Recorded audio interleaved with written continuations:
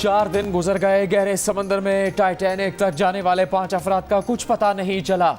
बहरे ओकेनुस की गहराई तक जाने वाली आबदोज में सिर्फ 16 घंटे की ऑक्सीजन रह गई। वक्त के साथ जिंदगी की तलाश की जंग तेज हो गई।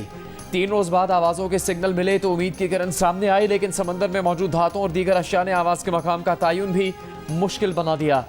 अमरीकी बहरी जहाज होराइजन आर्टिक भी आज 5 जिंदगियां बचाने के मिशन में शामिल हो जाएगा। 19,000 फुट की गहराई तक जाने वाले आलात कनाडा पहुंचा दिए गए। 6,000 मीटर की गहराई में काम करने वाले रोबोट्स भी ऑपरेशन का हिस्सा बनेंगे। आबदोज में ऑक्सीजन की कमी की वजह से होराइजन आर्टिक के ऑपरेशन को आखिरी उम्मीद समझा जा रहा है, जो कल खत्म हो जाएगी। लापता आबदोज में मारूफ पाकिस्तानी बिजनेसमैन शहजादा दाऊद और उनके बेटे सुलेमान दाऊद समेत 5 अफराद सवार हैं।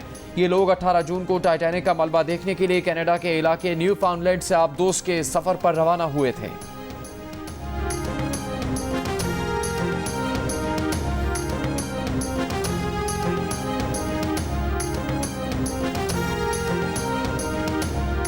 लापता आबदोज में नकाइस का इंकशाफ सामने आ गया। हिफाजती खदशात सामने लाने वाले कंपनी के मुलाजिम को बरतरफ कर दिया गया।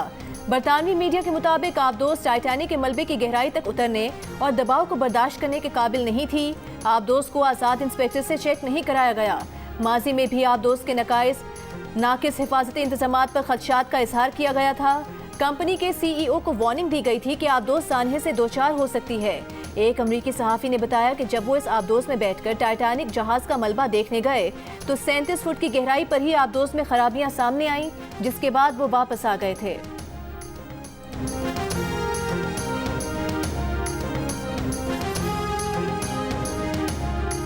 यूनान में डूबने वाली कश्ती में तकरीबन 350 पाकिस्तानी सवार थे। कश्ती इंजन खराब होने पर डूबी।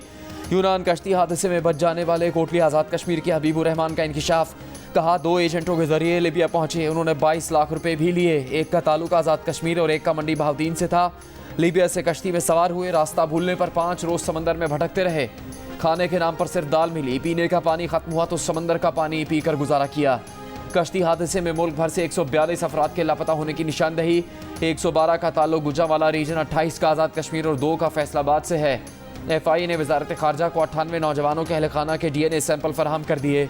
वजारत खारजा जाँ बहक अफराद की शनाख्त के लिए सैंपल्स यूनान भेजेगी। हादसे का शिकार होने वाली कश्ती में 400 से 750 मुसाफिर सवार थे।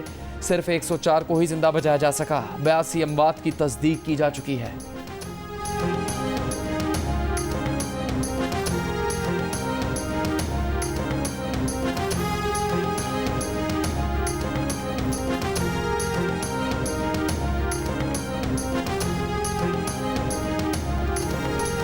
पाकिस्तान में इंसानी स्मगलर्स का सोशल मीडिया पर धंधा यूरोप तक पहुंचाने के झांसे दिए जाने लगे। फेसबुक और टिकटॉक पर सुहाने ख्वाब दिखाए जाने लगे। व्हाट्सएप पर राबता करने पर तुर्की तक पहुंचाने के रेट्स बताए जाते हैं। Normal, VIP, full VIP programme के पैकेजेस दिए जाते हैं। बरतानवी नशरियाती इदारे ने कच्चा चट्टा खोल दिया। पंजाब से कोयटा, कोयटा से ईरान और ईरान से तुर्की ले जाने का सफर सड़क से होता है। फिर तुर्की से यूनान के लिए समुद्री रास्ता चुना जाता है। बरतानवी नशरियाती इदारे ने FIA से राबता किया तो जवाब मिला कि पेजेस को ब्लॉक करने के लिए डायरेक्टर जनरल की हिदायत का इंतजार है।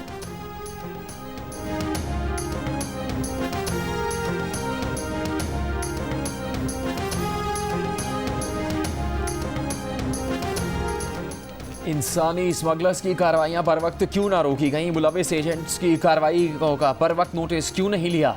वज़ीर आज़म का इज़हार बरहमी। यूनान कश्ती हादसे के जिम्मेदारों को जल्द सजा दिलवाने और ज़रूरी कानून साजी के लिए तजावीज़ मुरतब करने की हिदायत। सानहे के बाद इंसानी स्मगलिंग में मुलविस किरदारों के गिर्द घेरा तंग होने लगा। एक अहम मुलजिम राजा रऊफ कोटली से गिरफ्तार। आज़ाद कश्मीर में गिरफ्तार मुलजिमान की तादाद 13 हो गई। गुजरांवाला रीजन में भी 13 अफराद गिरफ्तार। कश्ती हादसे के दर्ज मुकदमात की तादाद 32 हो गई। 31 मुकदमात FIA थाना गुजरांवाला और 1 मुकदमा कोटली आज़ाद कश्मीर में दर्ज किया गया है।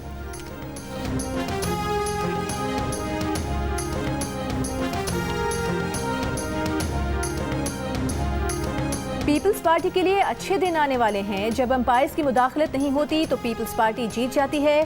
बिलावल भुट्टो का लियारी की तारीखी ककरी ग्राउंड में खिताब। अपनी वालिदा की सालगिरह के दिन ककरी ग्राउंड में स्पोर्ट्स कॉम्प्लेक्स का इफ्तिताह कर दिया। कॉम्प्लेक्स में football, karate, gymnastic, boxing ring और इंडोर गेम्स का बंदोबस्त होगा। इसी ग्राउंड में बेनज़ीर भुट्टो और आसिफ जरदारी की शादी की तकरीब हुई थी। बिलावल भुट्टो ने बेनज़ीर भुट्टो के सालगिरह का केक भी काटा। खिताब में कहा कि इसी ककरी ग्राउंड से जियाउल हक और परवेज मुशर्रफ को घर भेजा और इसी ककरी ग्राउंड से सिलेक्टेड को ललकारा था। हमारा मुखालिफ कोई फर्द नहीं बल्कि गुर्बत और महंगाई है।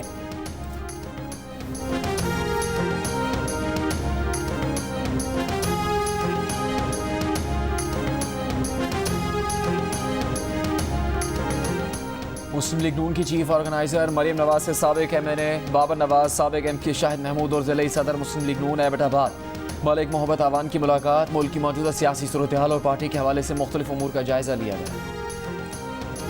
सुप्रीम कोर्ट ने फौजी अदालतों में आम शहरियों के ट्रायल के खिलाफ दरखास्तों पर 9 रुकनी बेंच तश्कील दे दिया।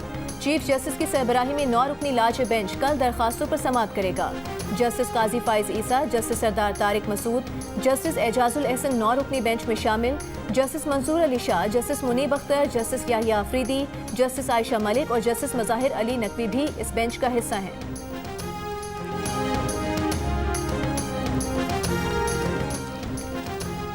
सदर PTI परवेज इलाही जेल से रिहाई के बाद दोबारा गिरफ्तार। 5 कंपनीज के जरिए मनी लॉन्ड्रिंग के मुकदमे में जुडिशल रिमांड। परवेज इलाही ने मुकदमात की तफसीलात और हिफाजती जमानत के लिए हाईकोर्ट से रुजू कर लिया। दरखास्त में कहा गया है कि परवेज इलाही के खिलाफ सियासी बुनियादों पर मुकदमात दर्ज किए जा रहे हैं।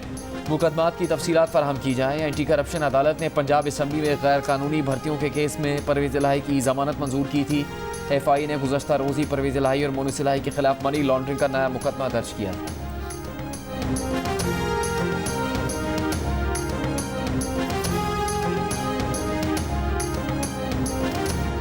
PTI रहनुमा और साबिक वफाकी वज़ीर गुलाम सरवर खान इस्लामाबाद से गिरफ्तार। पुलिस ने बेटे और भतीजे को भी गिरफ्तार कर लिया। पुलिस के मुताबिक गुलाम सरवर खान, मंसूर हयात और अम्मार सिद्दीक 9 मई के मुकदमात में मतलूब थे। PTI रहनुमा शहरियार आफरीदी की रावलपिंडी में इंसदाद दहशतगर्दी अदालत में पेशी। शाह महमूद कुरैशी और असद उमर ने 9 मई के वाक़े पर दर्ज मुकदमे में जमानत के लिए इस्लामाबाद हाई कोर्ट से रुजू कर लिया। दरखास्तों में कहा गया है कि FIR में दर्ज इल्जामात से कोई ताल्लुक नहीं। पुलिस जब और जैसे चाहे शामिल तफ्तीश होने को तैयार है।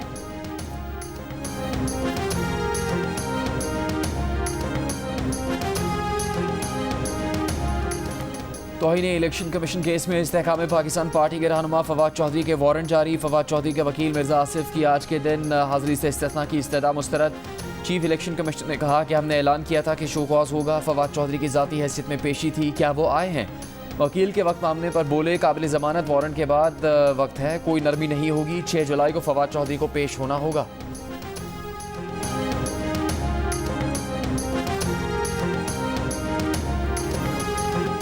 सदर मुमलिकत ने जस्टिस काजी फाइज ईसा को अगला चीफ जस्टिस मुकर्रर करने की मंजूरी दे दी।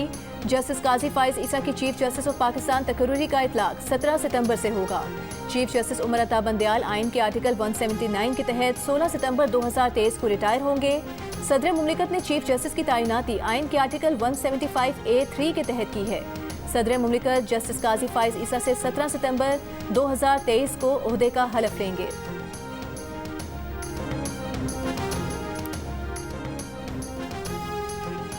सदर आरिफ अलवी पर तनकीद करने वाले अचानक उनकी तारीफ करने लगे। जस्टिस फाइज ईसा को नए चीफ जस्टिस के तौर पर तैनात करने की मंजूरी पर रहनुमा नून लीग अताउल्लाह तारड़ और पीपल्स पार्टी के सेनेटर ताज हैदर ने सदर आरिफ अलवी की तारीफ की।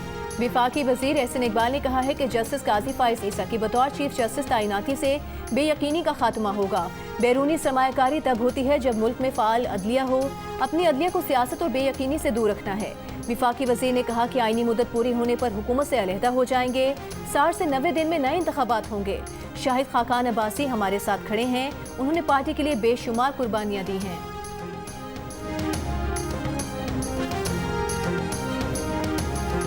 पीपल्स पार्टी के सेनेटर ताज हैदर ने चेयरमैन सेनेट की मराद के बिल पर बगैर पढ़े दस्तखत करने को गलती करार दे दिया।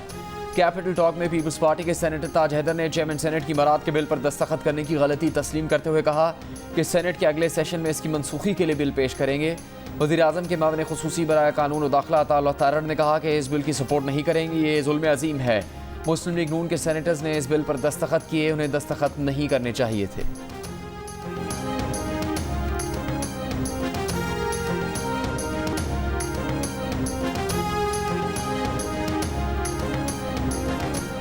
वज़ीर आज़म शहबाज शरीफ फ्रांस पहुंच गए। वज़ीर आज़म मौसमियाती तब्दीली से मुतालिक कॉन्फ्रेंस में शरीक होंगे।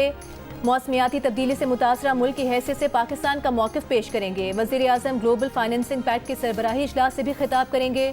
वज़ीर आज़म पेरिस में आलमी रहनुमाओं से मुलाकातें भी करेंगे। ज़राए का कहना है कि दफ्तर खारिजा पेरिस में शहबाज शरीफ की MD IMF से मुलाकात कराने की भी कोशिश कर रहा है।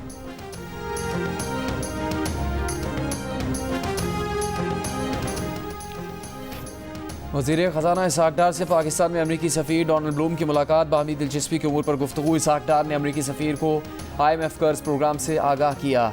ज़राए का कहना है कि इसहाक डार ने अमरीकी सफ़ीर से IMF से कर्ज बहाली प्रोग्राम पर किरदार अदा करने को कहा है। वज़ीर आज़म शहबाज शरीफ की सरबराही में मुल्क की मईशत की बहाली के लिए एपिक्स कमेटी कायम। कमेटी में खजाना दिफा, मनसूबाबंदी, दिफाई पैदावार के वज़रा, पेट्रोलियम के वज़ीर मुमलिकत, आर्मी चीफ और दीगर अस्करी हुकाम शामिल। मुआशी बहाली के लिए कायम एपिक्स कमेटी बैरूनी सरमायाकारी पर फ्रेमवर्क तैयार करेगी। Chairman joint chiefs of staff committee general Sahir Shamshad Mirza की बीजिंग में चीनी हम मनसब जनरल ल्यूजन ली से मुलाकात, दो तरफा दिफाई ताउन पर गुफ्तगू। Chairman joint chiefs of staff committee 18 से 22 जून तक चीन के सरकारी दौरे पर है।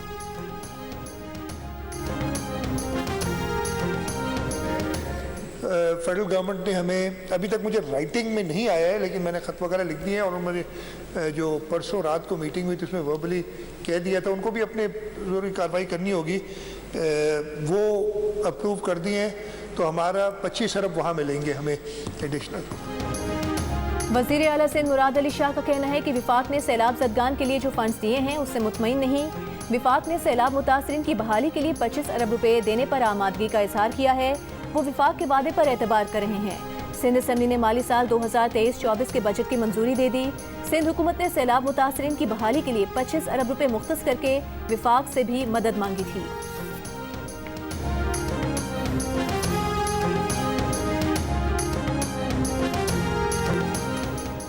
पाकिस्तान पीपल्स पार्टी ने एतजाज़ एहसन और लतीफ़ खोसा की बुनियादी रुकनीत मुअत्तल कर दी। पीपल्स पार्टी सेंट्रल पंजाब के सदर राना फारूक के मुताबिक एतजाज़ एहसन और लतीफ़ खोसा की CEC की रुकनीत की मनसूखी की भी सिफारिश कर दी गई है।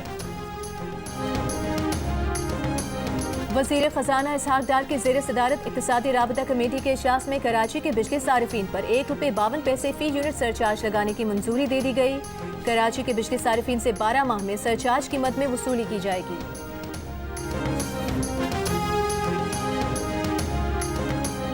से मैं मिला और उन्होंने बहुत खुशगवार मूड में मुझसे बात की। उन्होंने तब भी देके कहा कि सारी बातें यहाँ नहीं होंगी, बाद में तुमसे मैं मिलूंगा और सारी बातें फिर करते हैं। ये सारी बात हुई और फिर सोशल मीडिया में चल गया कि नबील गबूल की बेइज्जती की गई। चेयरमैन बिलावल ने जो है नबील गबूल को धिक्का दे दिया। अगर लोग समझते मेरी बेइज्जती हुई है तो ये बेइज्जती भी कबूल है। मेयर कराची की अलबरदारी पर बिलावल भुट्टो जरदारी ने नबील कबूल से क्या कहा, खुद नबील कबूल ने वजाहत कर दी। कहा बिलावल भुट्टो जरदारी ने खुशगवार अंदाज में उनसे मुलाकात की। लियारी में बिजली की लोड शेडिंग से मुतालिक उनकी शिकायत पर बिलावल भुट्टो जरदारी ने उसी वक्त वज़ीर आला सिंध को के इलेक्ट्रिक के CEO को बुलाने की हिदायत की। MD सुई गैस को भी बुलाने की दरख्वास्त पर चेयरमैन साहब ने कहा सारी बातें यहाँ नहीं होंगी, वो उनसे खुद मिलेंगे। नबील कबूल ने कहा कि अगर लोग समझते हैं कि उनकी बेइज्जती हुई है तो ये उन्हें कबूल है।